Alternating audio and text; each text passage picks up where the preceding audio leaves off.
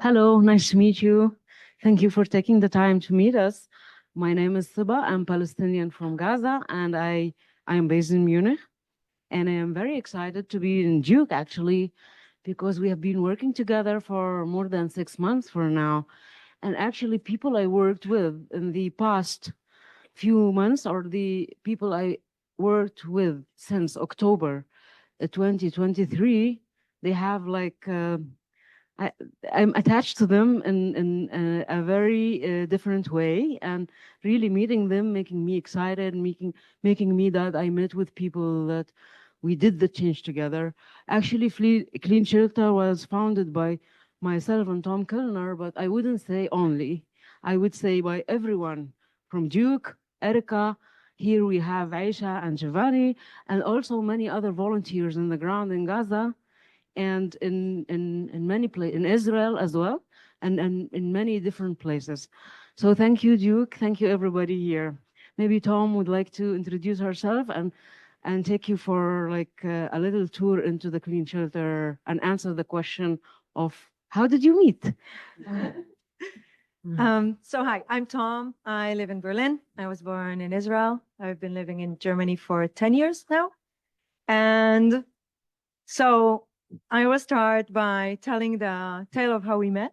Seba and I met on the 8th of October 23 in a dialogue group for Israelis and Palestinians living abroad that was organized by Wat al Salam Neve Shalom. And actually it was coincidental or accidental that we met a day after the 7th of October. We scheduled this date during the summer of 23. So we didn't really plan on having such a focus on the war, but that's just kind of how it happened. And I met Seba at the group. We were meeting online, and I thought she's cool, and I liked her a lot. And after I think a couple of meetings, so Seba stopped joining our Zoom meetings, and she will maybe discuss why, but I knew that she's taking action in Gaza and also in the West Bank. I knew she has family in Gaza and friends, and I just reached out and, wanted to support her. And I also said, what can we do? Like, let's do something together. I want to do something because when I was living in Israel, I always, was active, and I always believed that it's important to put your body, where it's important for you. And I was extremely frustrated being in Berlin. Like, I felt I couldn't do anything at all. And I felt that maybe, with Seba, I could find a way, to take some sort of action. And that's kind of how we started. I'm right? Yeah, it's very simple, like straightforward. I was running in many different directions alone before the October 2023. I was thinking in another direction because of the energy crisis in Gaza. It's not only didn't only happen in the war. It used to be there for like almost 20 years now. And I was thinking of entrepreneurial initiatives to I was thinking like business-wise more. I was never into crisis response, but what happened, like I mentioned, just shake me and made me think I want to help. My family and friends are there, and I was living in Germany, but all my mind was there. And that's why I couldn't continue in this dialogue group, because I was overwhelmed with all the news and the tragic events happening, and occupied by how can I help and what can I do. I wasn't able to find only one option or one thing to focus on until I met with Tom, and we decided that if we want to work together, we have to find one thing to work on. Otherwise, we will never be able to do. And then we started, like, we did need assessment, like very like quick one with calling families and friends, since my mother was doing voluntary work in the displacement camps. And she mentioned that everybody forgets about toilets. They're bringing a lot of tents, they're bringing a lot of food, but why? Like they forgot about toilets. Can you find a donor? I said, I will be the donor. Tom, do you want to be the donor? She said, yes, we found it. We do toilets. I wonder why she was very happy about toilets. I was very happy about toilets. From like two reasons. One, I thought it's not sexy. So this is an opportunity to fill in some sort of gap. Also because I heard that a lot of things are being stolen, and I believe that toilets may be, something that is less stealable. I was wrong, but I thought it is. So, so that's how we started. I fundraised with, like close circles and collected enough money for us to start building 16 toilets in Rafah. Then the ground invasion in Rafah happened, so we had to, move to a different location, and we refocused in Al-Moasi. That was the so-called humanitarian or safe zone in the southern part of Gaza. I'll soon show you a map, so that will help to orientate a bit. And what happened is, surprisingly, we got so many donations so fast that, first of all, we could do much, much more than just a few toilets. And second of all, we had to register really fast in Germany, because otherwise we would have to pay tax for all these donations. So that's kind of how Clean Shelter began. It's not like Seba and I sat and said, let's have an NGO. We just wanted to do something, and it organically grew into something bigger.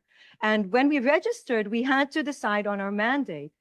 What are we going to do? It was, first of all, strategic, because we didn't want to just spread out too thin, but also because you have to, declare what you want to do as an NGO. So we said we want to do sanitary infrastructure and shelter solutions, which are, vague enough to put a lot of things under these umbrellas, but still kind of helped us to focus our work. Yeah, we thought that we need to declare something. We thought that we need to have to be like fundable. We need to have like a focus, an area that we focus on. Otherwise, nobody will want to fund us.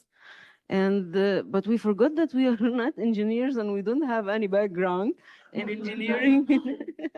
Engineering, but actually it didn't need that much, since we were able to identify enough vendors, local volunteers, and we started to establish a small team, because we couldn't be committed to a long-term team, as we didn't have enough fund to commit, or not sustainable. Our fund was only from individuals, and we couldn't commit to paying big team.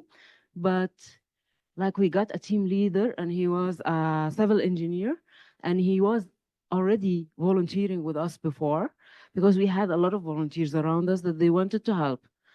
And luckily, we found people who have the similar motivations like us. It's just do it today. People need it today. It's okay to think of the past.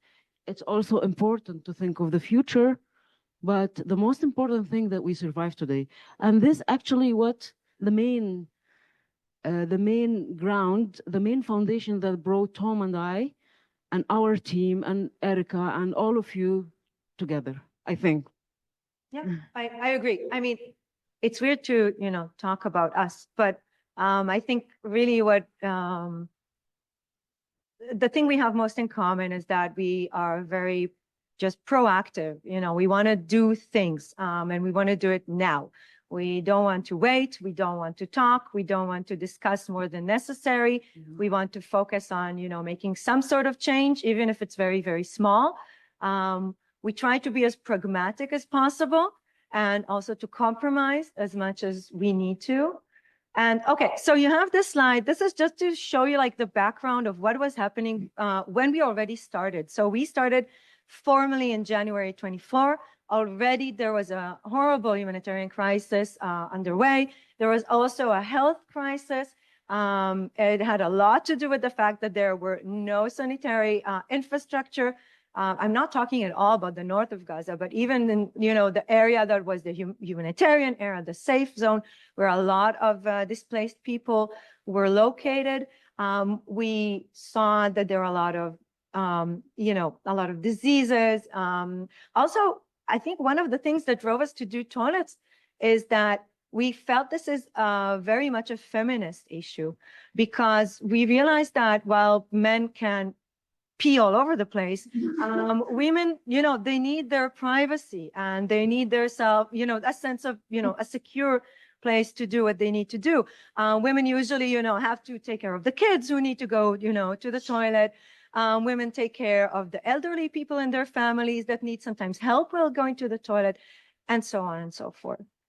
Yeah, and we were also like spending a lot of nights discussing together what kind of solution we can provide for women for their own cleanliness and sanitation and their comfort, because women cleanliness is connected to their comfort and their well-being at all for everyone, but particularly women.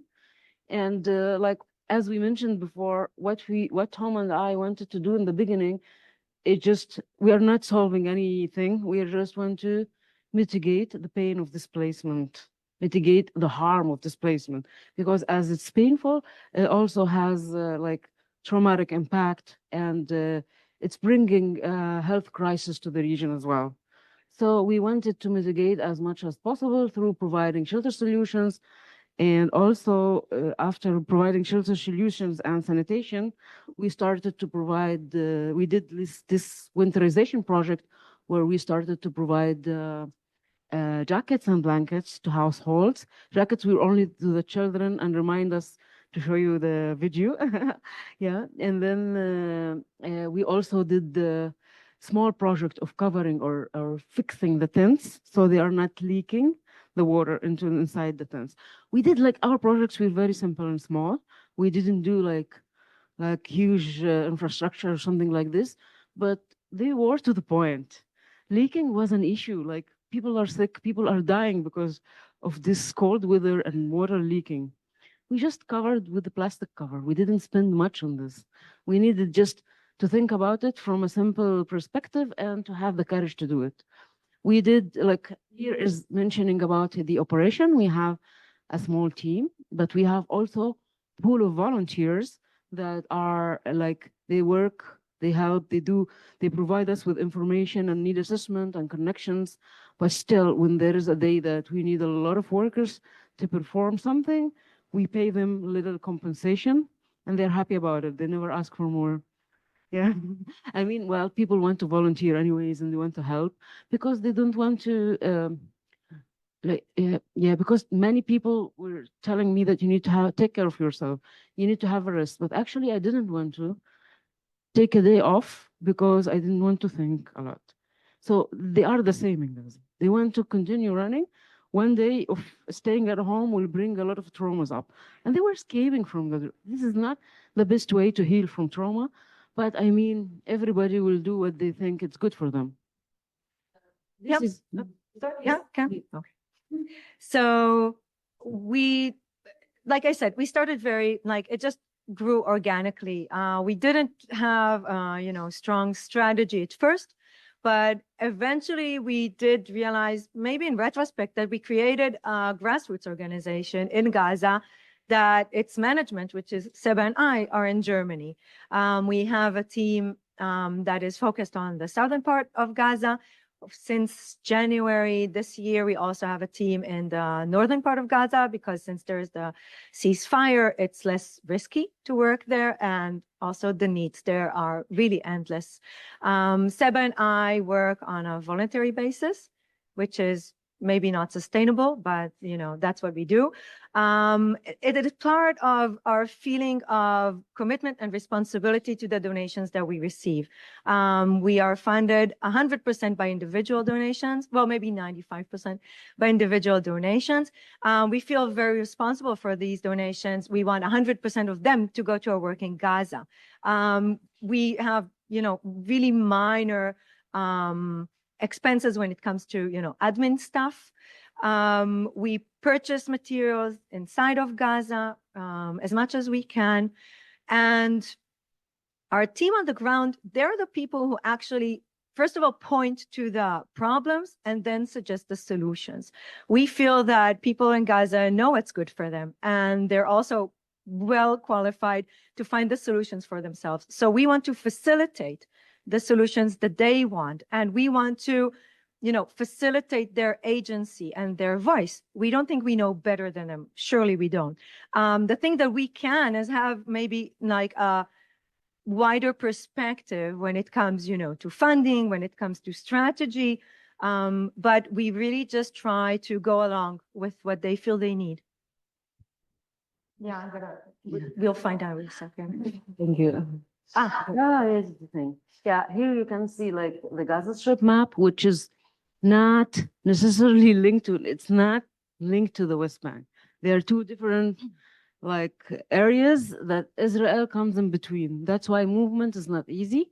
Here is the Northern Governorate and then Gaza Governorate, and then comes the Netzarim corridor.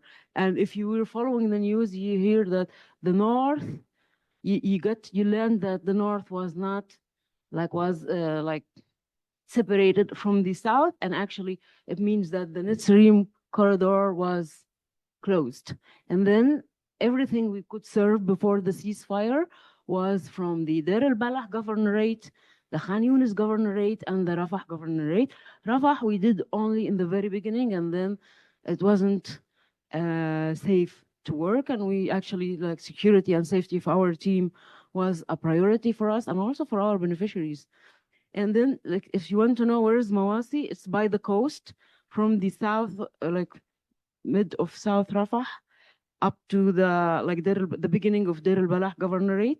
All of this was so-called Mawasi, so-called humanitarian area, which is uninhabitable, and people find it like people had to establish some tents. They have few beach houses around, but cannot accommodate everyone.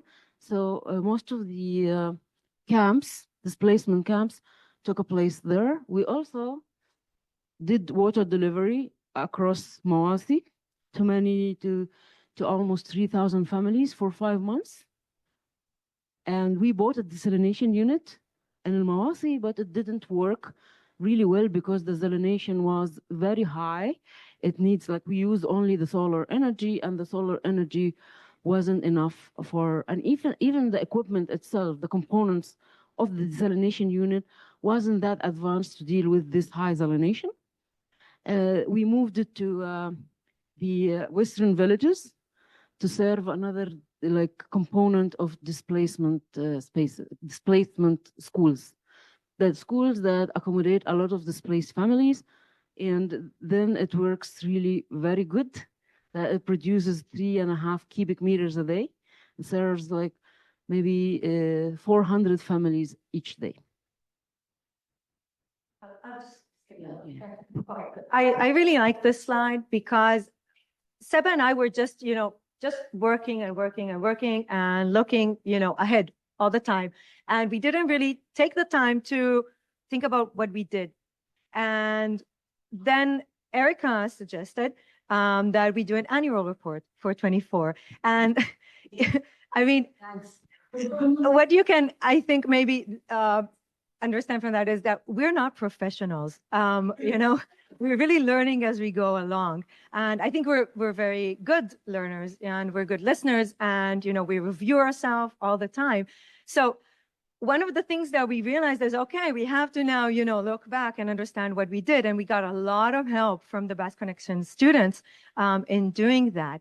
So we had to kind of like compile, all of our newsletters, social media updates, and also invoices and stuff like that, and kind of, collect all the data.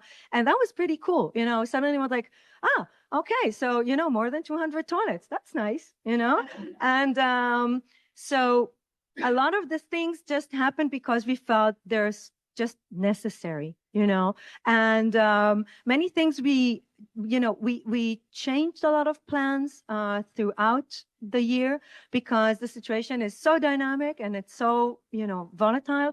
And this requires us to be also extremely dynamic and very agile. We can make plans, till next year, but they're not worth anything because no one knows what will happen next week and what will happen next month. So we are very flexible. And as you can see, we did, all sorts of things that come under this umbrella of sanitary infrastructure and shelter solutions. We did provision of water from May to October. These were the warm months where we realized that there are, whole communities that are literally, dying of thirst. We continue to provide water in city Gaza, in the north of Gaza, now that we can, because also there is no access to clean drinking water. We repaired in the past, I think, 2 months, 13 schools. Some of them host displaced people. Some of them host students in 4 shifts a day. Like Seba said, we brought a truck in with coats for children and blankets because it was extremely cold. We also purchased thermal suits for women in Gaza City because we realized that when women have to pack and move quickly, they usually pack for their kids and they don't really think about themselves. So women were freezing.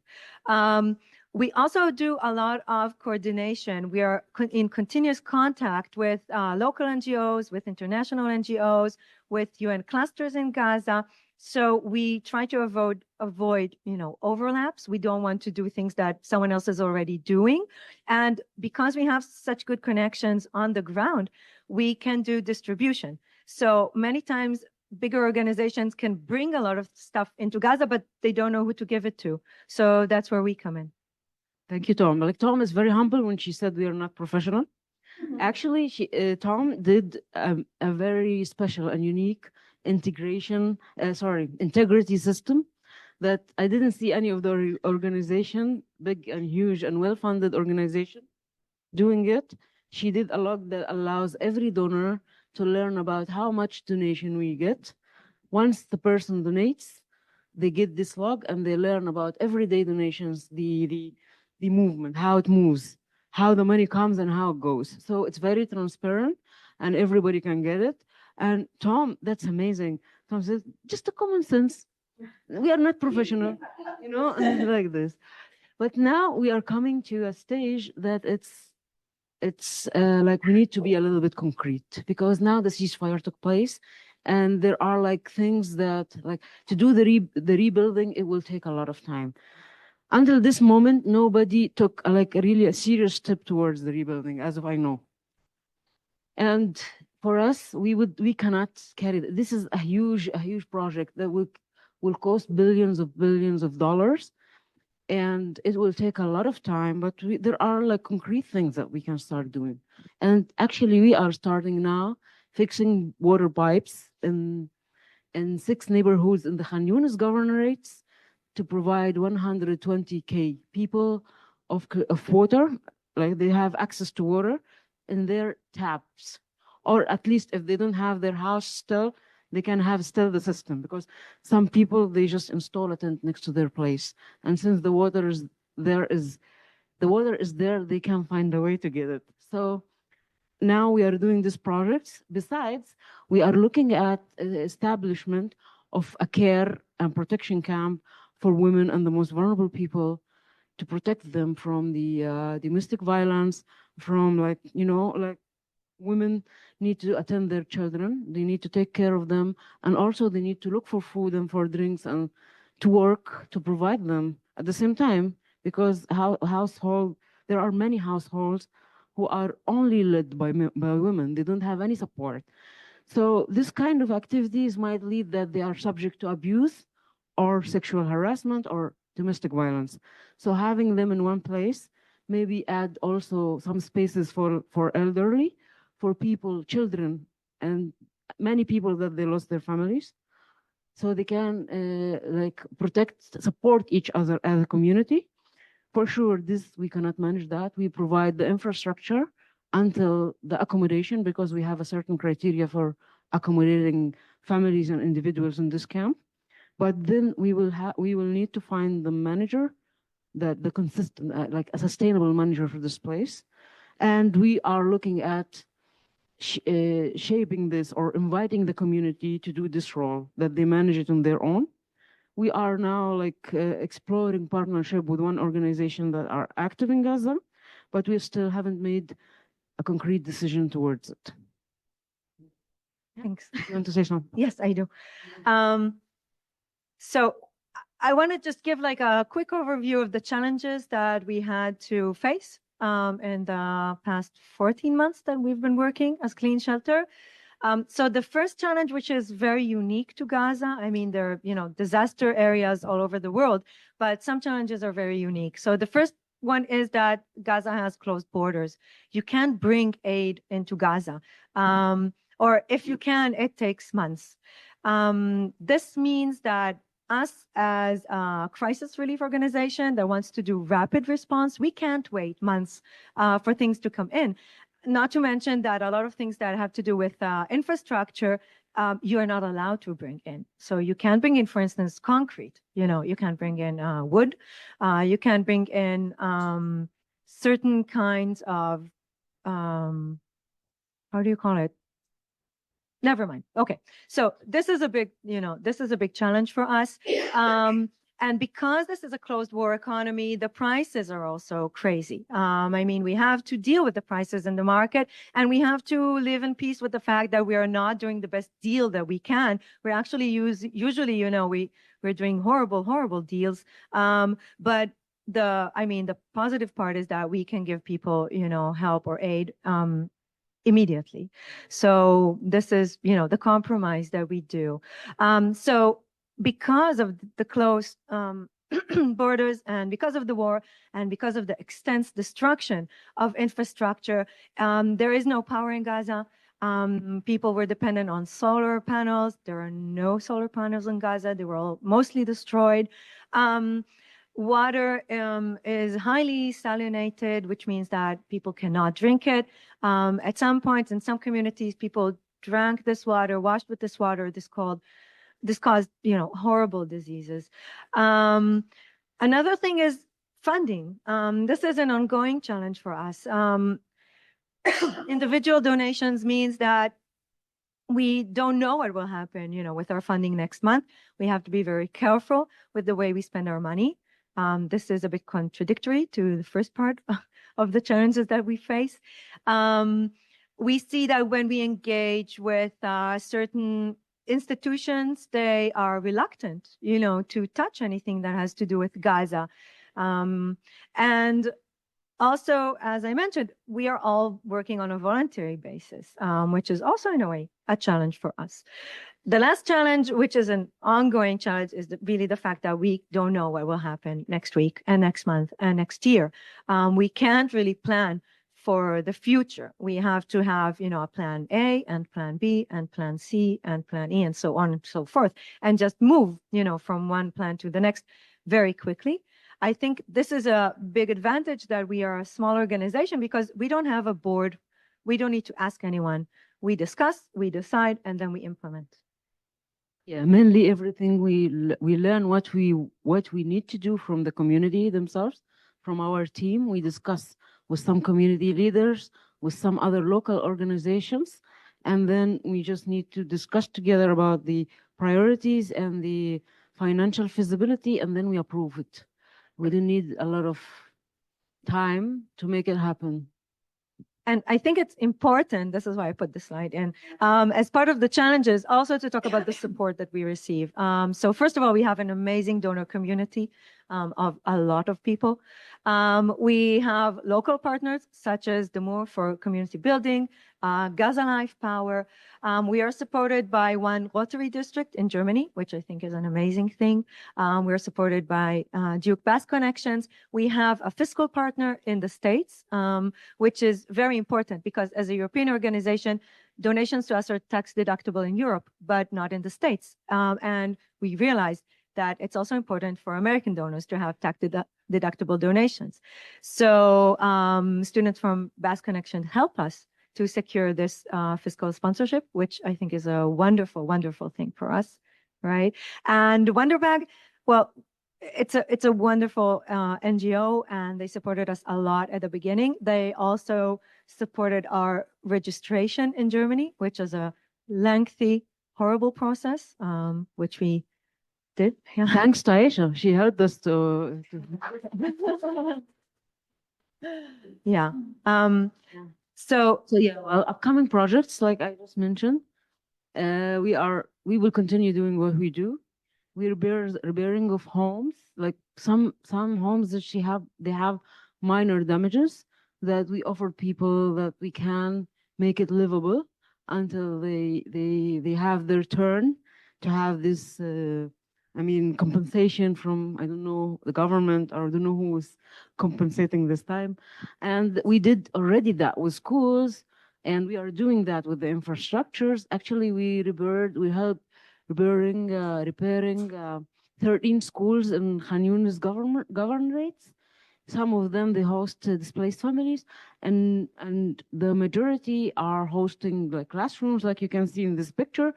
And actually, students send us a very heartwarming thank you messages into our Facebook and Instagram inbox, saying like, we made the classroom isolated and warm. They go for 4 shifts. The shifts start in the morning and they end it when it's dark and it's very cold. And they have the school like this. So we made it with just plastic covers. We didn't have enough concrete. We covered the one down there, but we didn't have material to do windows. So we just covered it with the plastic covers. We did all what we can to make this place warm and isolated. And we will continue that as long as we are invited, because some people, they don't want us to do this to their homes. They're afraid to lose their right to compensation, and we respect. Like, I don't think it will cause anything, but we respect their feelings and their priorities. Like as I mentioned before, also about the protections, like Tom want to call them settlements, and I want to call them kibbutz, but okay, it's camps. They are camps, like the protection camps for women and vulnerable groups that I just mentioned. We are looking also for creating our like comprehensive solution product, and to make like, because what we learned from this, that nobody has this comprehensive and inclusive product that people can use as alternative of shelter, because like people needed to move for many times, and tents weren't easy to install and deinstall, weren't like really like just one tent. Nobody thought of toilets. We are thinking about many options to have like a kit that includes everything that they need, with mechanism that they can install it. Anybody can install it in 10 minutes, let's say.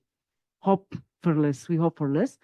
And for sure, water, we will continue doing water. Now we are fixing pipes, and we will continue after we finish this 6 neighborhoods. We will do the evaluation, and then we start planning for more neighborhoods.